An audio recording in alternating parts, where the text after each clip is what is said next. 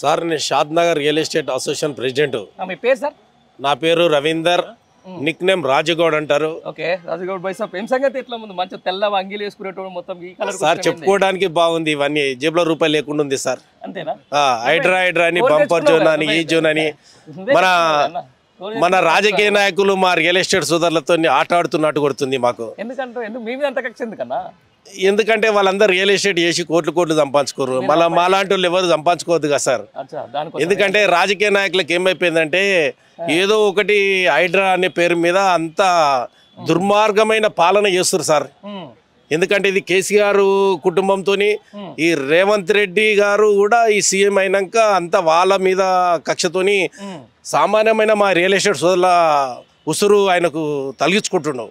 ఎందుకంటే ఇప్పుడు కోటి మందిమి ఇవాళ రోడ్డు పాలైపోయినాం సార్. ఈ రోజు మేము ఈఎంఐలు కట్టలేకపోతున్నాము, ఈ రోజు చిట్టీలు కట్టలేకపోతున్నాము, మా పిల్లలను చదవలేక ఫీజులు కట్టలేకపోతున్నాము, పెళ్లిళ్ళు చేయలేకపోతున్నారు.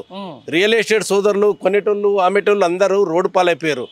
దీనికి వాళ్ళు కనీసం ఇప్పుడు అర్థం చేసుకున్నా ఈ జనవరి 1 నుంచి మా బాధలను అర్థం చేసుకొని మా నారగోని ప్రవీణ్ కుమార్ గారితో మా అసోసియేషన్ తెలంగాణ అసోసియేషన్ తోని కూడా కొంచెం డిస్కషన్ చేసి మాకు ఏమైనా న్యాయం చేస్తాడా లేకపోతే మేమే తిరుగుబాటు చేయమంటారా? మీరు మీడియా సోదరులే చెప్పాలి. మీ మీడియా సోదరులు కూడా ఇప్పుడు మేజర్గా మీ ప్లాట్లు అమ్ముకోకపోవడానికి సమస్య ఏందని అంటున్నా. ఇప్పుడు నిన్న మొన్నటి వరకు హైడ్రా అంటే సామాన్యుడు ఏడంగా కొంటాడు సార్. ఏడంగా కొంటాడు. వాళ్ళు బ్యాంకు లోన్ ఇస్తారు. బుడ్జల పడ్డ పన్నీర్లా కాదు, ఏది చేపలను తీసుకొచ్చి బోన్లు వేస్తే అవి బతుకుతాయా? నీళ్ళు ఏందంట్లా. ఇప్పుడు ఒక డబ్బులు పెట్టేటోడు మొన్న 3 కోట్ల రూపాయలు పెట్టి మన ఏడా మాదాపూర్లో కొన్నాడు. ఇల్లు గృహప్రవేశం చేసిన 3 రోజులకి పోయి కూలగొట్టాడు. 3 కోట్లు బ్యాంకు ద్వారా లోన్ తీసుకున్నాడు అతను. ఇలా ఆయన పరిస్థితి ఏంది? లోన్ ఎవడు కట్టాలి? ఈ రోజు ఆత్మహత్యలు చేసుకున్న పరిస్థితి ఉంది. రియల్ ఎస్టేట్ చక్కగా ఉంటేనే ప్రతి వ్యవస్థ బాగుంటుంది. అది బాగలేకపోతే ఏది బాగుండదు సార్. ఏం తక్కువైందని ఇప్పుడు రియల్ ఎస్టేట్ సంబంధించి హైదరాబాద్ చుట్టుపక్కల ఇప్పుడు? అవును సార్, నాన్ లేఅవుట్లు తీసేసాయి. నాన్ లేఅవుట్ 257 జీవో తీసేసాయి. ఎవడబ్బా సొమ్మిలు 5 ఏళ్ళు ఉండి పోయేటోళ్ళు రాజకీయ నాయకులు. సీఎం రేవంత్ రెడ్డి గారు ఏం చెప్పారు మాకు? పెడతారు సార్, వాళ్ళకి సరిపోతలేవు. ఇచ్చేటివి పుచ్చుకున్న కాలు ఏం సరిపోతలేవు. మాలాంటి వాళ్ళు రాణిస్తురా? ఇప్పటికి మేము ఈ మన పోగులేటి శ్రీనివాస్ గారికి 4 సార్లు ఇచ్చినాం. మేము అసెంబ్లీకి పోయి బట్టి విక్రమార్క గారికి ఇచ్చినాము. సీఎం గారి దృష్టికి కూడా తీసుకుపోయినా మా స్టేట్ ప్రెసిడెంట్ నారగోని ప్రవీణ్ కుమార్ ఆధ్వర్యంలో ఈ రోజు వరకు కూడా మాకు న్యాయం చేస్తాం అనుకుంటూ పోతుంది. కానీ ఏం చేసింది లేదు, ఏం చేసింది లేదు. చాలా మంది అవకాశాలు ఉంటాయి కానీ బట్ ఒకటే అన్న, ఇప్పుడు మీ రియల్ ఎస్టేట్ బాగుపడాలంటే ఏం చేయాలి? ఏం చేసేది లేదు సార్. వాళ్ళు నాన్ లేఅవుట్లకు ఈ కొత్త సంవత్సరం నుంచి ఇచ్చేటివన్నీ వాళ్ళు ఫీజులు ఇప్పుడు ఏమున్నో గ్రామ పంచాయతీలో కానీ మున్సిపాలిటీలో కానీ ఎల్ఆర్ఎస్ ఏమని ఉంటే రిజిస్ట్రేషన్ చేసేటప్పుడే వాళ్ళ ఫీజులు తీసుకొని రిజిస్ట్రేషన్ చేయండి. డిటిసిపివి హెచ్ఎండివి ఇప్పుడు కొత్తగా చేసేటివి ఏమంటే దాంట్లోకి నువ్వే కండిషన్ ఇస్తావు, ఆ కండిషన్ ప్రకారం ముందరికి వెళ్ళిపోండి. ఈ లోకంలో ఏడుంది సార్, తెలంగాణ టోటల్ మొత్తం 80% నాన్ లేఅవుట్లే ఉన్నాయి.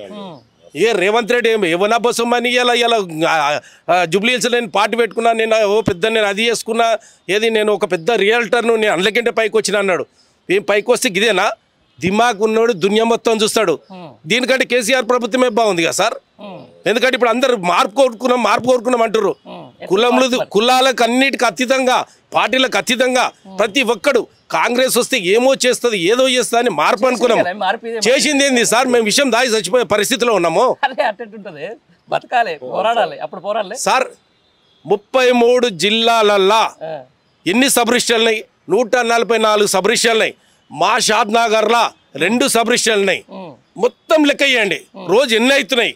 గత ప్రభుత్వం ఉన్నప్పుడు ఎన్ని రిజిస్టర్లు అయినాయి, ఇప్పుడు ఎన్ని రిజిస్టర్లు అవుతున్నాయి? ఒక్కసారి క్యాలిక్యులేషన్ వేసి అతనికి ఇస్తున్న సలహాదారులు కానీ సిఎస్లు కానీ వాళ్ళకు సంబంధించిన ఈ డిపార్ట్మెంట్కి సంబంధించిన వాళ్ళు ఐజీ ఆఫీసర్స్ కానీ డిస్ట్రిక్ట్ సబ్ రిజిస్ట్రార్లు కానీ ఒక్కసారి వాళ్ళంతా వాళ్ళ తెలివితోని ఆలోచనతోని ఎంత నష్టమవుతున్నాం అనేది చూసుకోవాలి సార్.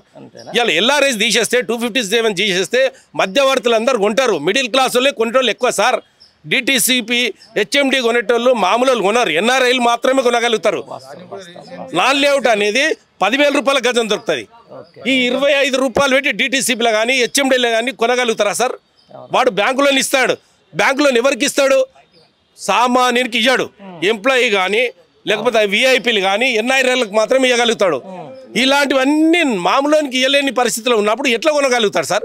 ఇవాళ వాడు పెళ్లి కోసము 1 ఎకరా భూమి ఉంది అంటే అందుకంటే ఒక 2 గుంటలో 1 గుంటనో 200 గజాలు ఎవరికన్నా ఇయ్యాలి అమ్మాలి అనుకుంటే కూడా అమ్మలేని పరిస్థితి సార్. ఇలాంటి తలతిక్క ఈ పనులు ఎందుకు చేస్తారు ఈ రాజకీయ నాయకులు? దేని గురించి చేస్తారు? కాలమే సమాధానం. ఇన్ని రోజులు కేసీఆర్ ఇట్లా అదట్లా ఇదిట్లా అదట్లా దొరల పాలన అన్నారు. ఇవాళ ఏం పాలన అని చెప్పాలి సార్? మేము మార్పు వస్తే Revanth Reddy sir, CM sir, బట్టి విక్రమార్క సారు, పోగిలేటి శ్రీనివాస్ రెడ్డి సారు వీళ్ళంతా వీఐపీలు మంచి రియల్ ఎస్టేట్ చేసారు. మాకేదో బంగారు భవిష్యత్తు ఇస్తారనుకున్నాం కానీ ఇది మాకేదో విషం దాగి చచ్చిపోయే పరిస్థితి తీసుకొచ్చారు. ఏ ఒక్కడైనా చక్కగా ఉండా సార్? నెక్స్ట్ టైం మాత్రం ఇది ఇట్లా జనవరి 1 తర్వాత మా గిట్ట ఒకవేళ వీళ్ళు మాకు న్యాయం చేయకపోతే రియల్ ఎస్టేట్ సోదరులకు ఖచ్చితంగా తిరుగుబాటు చేయాల్సి వస్తుంది సార్. అంతే సార్, బరాబర్ చెప్తున్నా సార్. ఇది ఏమని అనుకోని జై తెలంగాణ, జై నారగోని ప్రవీణ్ కుమార్ ఆధ్వర్యంలో మేమందరం రెడీ ఉంటాం సార్. 1 కోటి మంది మీ మీడియా సోదరులకు కూడా ఒక విన్నపం, ప్రతి ఛానళ్ళకు విన్నపం సార్. మా గురించి మంచిగా రాయండి, చెడుగా రాయకండి, న్యాయం రాయండి, ధర్మం రాయండి. ఎందుకంటే సార్ ఇది నా ఒక్కని పరిస్థితి కాదు సార్, అందరికి వచ్చింది, ప్రతి విఐపీలకు వచ్చింది, ప్రతి డిపార్ట్మెంట్లకు ఉంది బాధ. ప్రతి పోలీస్ ఆఫీసర్లు ఏడుస్తున్నారు మాతో ఎంతో మంది తెలుసా. నాన్ లేఅవుట్లు కొని బాధపడుతున్నాం సార్ అని. పోలీసులు కూడా మీకు ఉదాహరణ కాయిదాలు తెచ్చిస్తా. అమ్ము అంటే ఏం అమ్ముదాం సార్? నాన్ లేఅవుట్లు ఉన్నారు, మేము తీసుకోవట్లేమండి, వాళ్ళు బాధపడుతున్నారు. ఇలాంటి ముందల కాకుండా సరే ఆ సీఎం గారికి అన్ని తెలిసినోడు, మేము చెప్పేటంత అనుభవం కూడా లేదు. మా బాధను ఆవేశం మేము వినయించుకుంటాం. మీడియా సోదరులతో అవకాశం వచ్చింది కాబట్టి దీనికి మీరు మీడియా సోదరులు మాకు సపోర్ట్ చేసి యథాతథిగా ఇంతకుముందున్న ధరణిని ఇప్పుడు అందులో కొన్ని లోపాలు ఉండే అవి మీరు ఏదో మంచి చేస్తామన్నారు. ఏదో భూభారత్ ఎవరో మాకు తెలియదు, భూభాగవతం అని పెట్టినట్టే బాగుంటుండేమో.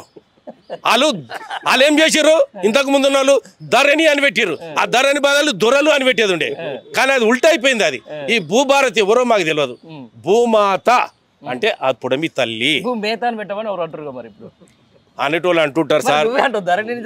భూమాత అని పెడితే భూతల్లికి మేము సేవ చేసుకున్నట్టుంటుంది. ఆ భూతల్లితానికి పెట్టలేం సార్, ఆ భూతల్లితోనే బతుకుతున్నాం సార్. అన్నం తిన్న దాంతోనే, పైసలు సంపాదించే దాంతోనే.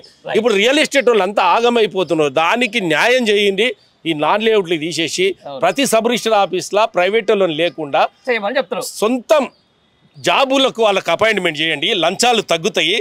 సబ్ రిజిస్ట్రార్లు కూడా ఏం చెప్తారంటే మేము లంచాలు వీళ్ళకి మీ దగ్గర తీసుకుంటున్నాం, వాళ్ళకి ఇస్తున్నామని వాళ్ళు కూడా బాధపడుతున్నారు. సొంతం బిల్డింగ్లు కూడా అయ్యేటట్టు ప్రయత్నం చేయండి. సార్ ఈ అవకాశం ఇచ్చిన మీడియా సోదరులకు మరి మన ప్రభుత్వం ఏదైతే ఉన్నదో దానికి కూడా వినపం చెప్పుకుంటూ నెక్స్ట్ టైం తప్పులు జరగకుండా, తప్పుల తడకలు జరగకుండా మంచి మాకు సహాయం చేసేటట్టు టీఆర్ఏ గ్రూప్ నుంచి మేము మీకు చేతులెత్తి చితకోటి నమస్కారములు.